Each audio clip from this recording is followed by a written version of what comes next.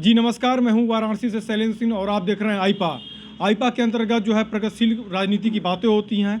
इसमें नए नए लोगों से रूबरू होते हैं, जानते हैं कि इसमें राजनीतिक उथल पुथल क्या चल रही है। चूँकि 2022 का चुनाव नज़दीक है, आरोप प्रतिरोप लगने लाजमी हैं और इसी कड़ी में आज हम मुलाकात कराते हैं आपसे वाराणसी जनपद से अल्पसंख्यक मोर्चा के जिला उपाध्यक्ष मलिक शेख से। और मलिक शेख जी हमारे साथ मौजूद हैं। मलिक शेख जी, आपका स्वागत है आईपा में। और सबसे पहला सवाल आपसे जो है, यहाँ पे वाराणसी को किस तर्ज पे देखते हैं विकास के मॉडल पे? वाराणसी इस समय पूर्वांचल का, उत्तर प्रदेश का विकास का एक हब हो गया है। हर कोई यहाँ पर, अभी आपने देखा होगा, अलग अलग राज्यों से लोग आए थे यहाँ पर, विकास का देख के गए हैं। उनके परिवार के लोग और जो लोग आए थे विशिष्ट अतिथि के तौर पे, यहाँ पर लोग देख के गए विकास कितना ज़ोरों से हुआ है। जो लोग आज से 4 साल 5 साल पहले आए थे और जो अब आए थे, वो सभी लोग आज तारीफ़ कर रहे हैं बनारस की, कि बनारस में वाकई में मोदी जी ने बनारस को बदल के एकदम रख दिया है। एक नया संदेश जा रहा है पूरे देश में, प्रदेश में, हर तरफ बनारस की चर्चा हो रही है। आपने अभी देखा था कि मोदी जी जब बनारस में आप आए थे, कोई भी ऐसा चैनल नहीं था कि जिसमें मोदी जी का और बनारस का विकास की बात ना हो रही हो, क्योंकि सभी लोग प्रभावित हैं मोदी जी से, मोदी जी के कार्यों से। चाहे पक्ष हो चाहे विपक्ष हो, विपक्ष के भी बहुत से लोग ये मानते हैं कि नहीं, मोदी जी काम कर रहे हैं, लेकिन वो अपने मुंह से कह नहीं पा रहे हैं। और जनता तो पूरी एकदम, यहाँ की जनता तो कल्पना कर रही है कि अगर मोदी जी नहीं आए होते तो कैसा भाई हमारा बाबतपुर का रोड होता। बाबतपुर का रोड वही टूटा फूटा होता है। कम से कम 1 घंटे में हम लोग बाबतपुर पहुँचते हैं। इधर से आप लोग मिर्ज़ापुर, आप विंध्याचल जाते तो विंध्याचल से औराई से पूरा रास्ता ख़राब था। तमाम तरीके का जो रोड मोदी जी ने बनाने का काम किया, और सभी लोग इस बात को स्वीकार भी कर रहे हैं, नहीं वाकई में मोदी जी ने काम किया है, भाजपा सरकार ने काम किया है। देश और प्रदेश दोनों सरकार, डबल इंजन की सरकार ने देश के लिए, प्रदेश के लिए काम कर रही है। अगर बात की जाए वाराणसी की, वाराणसी मॉडल की जो बात की जाए, 2014 में जब नरेंद्र मोदी जी पहली बार आए थे यहाँ पे, सांसद प्रत्याशी थे वाराणसी से, तो गुजरात मॉडल के तर्ज पे चुनाव लड़ा गया। अब 2022 का चुनाव है, तो क्या ये माना जा सकता है कि वाराणसी मॉडल पे चुनाव होंगे? पूरी उत्तर प्रदेश का एक ये हब है, सेंटर है। पूरे उत्तर प्रदेश में योगी जी के सभी लोग काम से प्रभावित हैं और सभी लोग योगी जी को दोबारा चुनने जा रही है। अब बनारस ही नहीं, पूरे उत्तर प्रदेश में हर जगह कहीं ना कहीं काम हुआ है। चंदौली में काम हुआ, आपके बनारस में काम हुआ, हर जगह काम हो रहा है। और हर जगह के आप वहाँ की आम जनता के बीच में जाके आप पूछ सकते हैं कि कितना योगी सरकार काम कर रही है। योगी सरकार सभी काम बहुत तेज़ी से आगे ले जाना चाह रही है प्रदेश का, क्योंकि योगी जी निस्वार्थ देश, परिवारवाद नहीं है योगी जी के अंदर, वंशवाद नहीं है। योगी जी निस्वार्थ काम प्रदेश के लिए कर रहे हैं और इसके लिए सभी लोग उनका स्वागत भी करते हैं। नहीं, योगी जी वाकई में प्रदेश का काम कर रहे हैं। उत्तर प्रदेश सरकार, जो जैसा मुख्यमंत्री हम लोग को चाहिए था, वैसा मुख्यमंत्री हमारे उत्तर प्रदेश को मिला है। अगर बात की जाए 2022 के चुनाव को लेकर, गठबंधन हो रहे हैं। समाजवादी पार्टी के साथ सुभाषपा गठबंधन की है, पल्लवी पटेल की हुई हैं, कृष्णा पटेल हैं साथ में उनकी माँ। ऐसे ही अन्य कई एक पार्टियां जो हैं, लोग गठबंधन कर रहे हैं यहाँ पे। तो क्या नज़र आता है यहाँ पे, कितना अंतर नज़र आएगा वोट बैंक पे? गठबंधन हम कहेंगे कि मायावती से फिर कर ले, कोई रिजल्ट नहीं मिला था। कांग्रेस से फिर गठबंधन सपा कर ले, कोई रिजल्ट नहीं मिला था। और जो आपके ओम प्रकाश राजभर हैं, उनसे भी गठबंधन करके कोई फ़ायदा मिलने वाला नहीं है, क्योंकि जनता पूरा मूड बना चुकी है कि 22 में पुनः योगी जी को हम सभी लोग मिल के चुनने जा रहे हैं। जनता जनार्दन के बीच में आप जाते होंगे, रूबरू होते होंगे, बहुत सी समस्याएं भी आती होंगी, लोग अपने पीड़ा को व्यक्त करते होंगे। चूँकि आप जाते हैं, स्वाभाविक सी बात है, बीजेपी से हैं आप, अल्पसंख्यक मोर्चा से हैं, अपने समाज में जाते होंगे, तो किस तरीके के शिकायतें मिल रही हैं, क्या निस्तारण करते हैं, क्या कोई शिकायतें ऐसी मिलती हैं? शिकायतें तो अभी तक हम लोग को कोई ऐसी शिकायत नहीं मिली है। जहाँ जाते हैं तो वहाँ सर पे हाथ रख के बड़े बुजुर्ग दुआ हम लोग को देते कि नहीं, सरकार आप लोग की काम कर रही है। आप लोग के भाजपा में एक काम बहुत अच्छा लगता है कि घर घर जाके आप लोग सबसे मिलते हैं। हम लोग सबके बीच रहते हैं। सबकी जो बात रहती है वो हम लोग काम खुद स्वयं मिल के करा के, अधिकारियों से शिष्टाचार बात करके, ना कि दंगाई तरीक़ों से नहीं, शिष्टाचार तरीके से हम लोग फ़ोन मिला के बात करते हैं। और सारे अधिकारी काम कर रहे हैं, तेज़ी से काम कर रहे हैं, विकास का भी काम कर, छोटा मोटा जो समस्या रहता है वो हम लोग फ़ोन करके काम करा देते हैं। समाजवादी पार्टी के सरकार में अल्पसंख्यक को काफ़ी एक प्रोत्साहन मिलता था, कई ऐसे काम थे जो करवा लेते थे, तो उसमें और बीजेपी में आप कितना अंतर देख रहे हैं? कोई भी अंतर नहीं है। समाजवादी पार्टी में तो मैं नहीं जानता, लेकिन भाजपा में मैं इतना ज़रूर जानता हूँ कि अगर मुझे सम्मान नहीं मिला होता तो मैं भाजपा में क्यों होता। मुझे सम्मान बहुत मिलता है, अल्पसंख्यक को भी सम्मान मिला, बशर्ते वो अल्पसंख्यक जो है अच्छे व्यवहार का हो।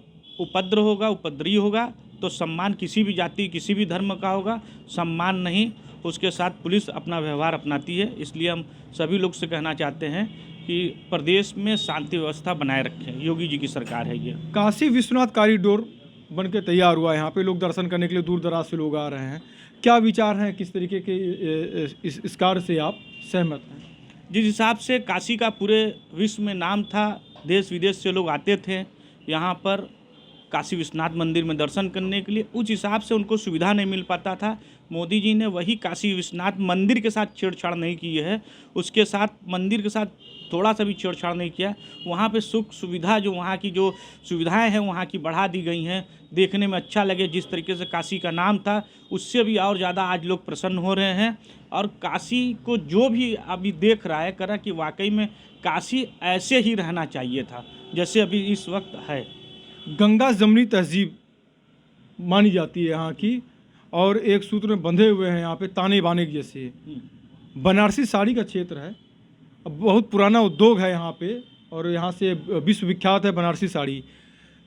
तो टीएफसी भी बनाई गई यहाँ पे बुनकरों के लिए। बुनकरों के बीच में कभी क्या कोई समस्या आई आपके सामने साड़ी को लेकर? यहाँ पे ताने बाने के जो होते हैं, मजदूरी वगैरह जो भी। देखिए, सबसे पहले आपको हम बता दें कि कोरोना काल की वजह से सारा धंधा पूरा देश विदेश हर जगह कोविड की वजह से बैठ गया था। अब धीरे धीरे बुनकरों को, सभी जो कामगार हैं, उनका जो धंधा उभर के धीरे धीरे सामने आ रहा।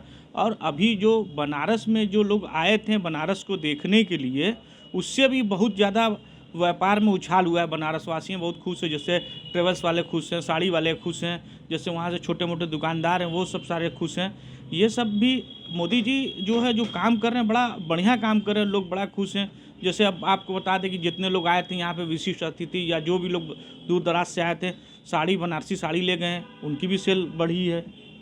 हर प्रकार के लोगों का व्यापार बढ़ा हुआ है। बनारस में बात किया तो घाटों का शहर है, गलियों का शहर है, अलगपना भी है यहाँ पे। किस तरीके से यहाँ पे लोग मिल के रहते हैं, क्या अनुभव रहा? और हम इसलिए पूछ रहे हैं आपसे चूँकि आप बीजेपी जब ज्वाइनिंग किए यहाँ पे अल्पसंख्यक मोर्चा में, तो क्या विरोध का सामना करना पड़ा था कोई आपके समाज के द्वारा? कोई भी हमारे समाज के द्वारा कोई भी विरोध का सामना नहीं, कोई भी हमारा कोई विरोध नहीं किया। सब बड़े खुश हैं कि नहीं, चलिए एक ये है कि चलिए बीजेपी में भी अपना मुसलमान भाई है। जो आप हमसे जो भी लोग मिलते थे बस यही कहते थे कि देखिए सरकार बीजेपी में है, जनता की काम कीजिए। और जनता का काम मैं कर भी रहा हूँ। जो अपने मुस्लिम समाज की जो भी समस्याएं होती मैं सुनता हूँ और अपने बड़े नेता तक बात रखता हूँ, वो काम होता है। हमारा काम पूरा होता है। हमारा क्या, हमारे समाज के लोगों का काम होता है। बहुत ही अगर बात की जाए यहाँ पे बनारस को लेकर, 8 विधानसभा में बीजेपी की विधायक थे, मिले जो भी थे गठबंधन में, सबकी सीटें निकली यहाँ पे, अच्छे वोटों से लोगों ने जीता। सांसद बीजेपी से हैं, पीएम हैं यहाँ के, मेयर बीजेपी की हैं। यहाँ पे आरोप लगते हैं कि जैसे सड़कें जो हैं अच्छी नहीं हैं, आउटर की। क्या कहेंगे इस पे आप? जो आरोप लगाता है उससे पूछ लीजिए कि उसके सरकार में कितना अच्छा सड़क था। यहाँ से मैं पड़ाव जाता था, रास्ता ख़राब रहता था। 2014 की बात बता रहा हूँ। इधर से मैं सिंधौराली रोड पे जाता था, रास्ता ख़राब रहता था। मैं बाबतपुर रोड पे जाता था, रास्ता ख़राब रहता था। मैं फुलवरिया की तरफ जाता था, रास्ता ख़राब रहता था। मैं मिर्ज़ापुर की तरफ जाता था, रास्ता ख़राब रहता था। मैं इलाहाबाद जाता था, रास्ता ख़राब रहता था। मैं आपके इधर आजमगढ़ जाता था, रास्ता सकरा रहता था। मैं कहाँ का बताऊँ कि रास्ता इस समय सकरा है। कहीं का रास्ता आप हमको बताइए कि रास्ता ख़राब है। या तो रास्ता बहुत बढ़िया बन गया है या तो वहाँ पर काम लगा हुआ, कहीं का बदहाली नहीं है। हर जगह की सड़कें बन चुकी है। अब आप कैसा विकास चाहते हैं बताइए? अगर बात की जाए, समाजवादी पार्टी बोलती है कि मैं यहाँ पे भयमुक्त समाज दूंगा। बीजेपी दावा करते हैं कि मैं भयमुक्त समाज दे रहा हूँ, गुंडा मुक्त समाज दे रहा हूँ मैं यहाँ पे। तो कितना आप अंतर देखते हैं इसमें? चंदौली में अभी आपने देखा था किस तरीके से पुलिस प्रशासन से भय मुक्त वो सरकार देने का वादा कर रहे थे। उसका एक थोड़ा सा उदाहरण वहाँ देखने खातिर मिला है कि सीओ साहब से, सीओ अनिरुद्ध जी से किस तरीके से उन लोग व्यवहार अपनाएं। जनता देख के समझ चुकी है कि कैसा भय मुक्त सरकार वो देंगे। जब सरकार नहीं है तब वो ऐसा दिखला रहे हैं। सरकार रहने पे वो उनकी क्या हनक रहेगी वो आम जनता समझ चुकी है। जनता जो है बहकावे में नहीं आने वाली किसी के। जनता बहकावे में आने वाली नहीं है। आरोपों और प्रतिरोपों का दौर तो अब चलता रहेगा, चूँकि 2022 का चुनाव निकट है। और अगर आपको ये वीडियो अच्छी लगे तो इसको लाइक और सब्सक्राइब अवश्य कीजिएगा।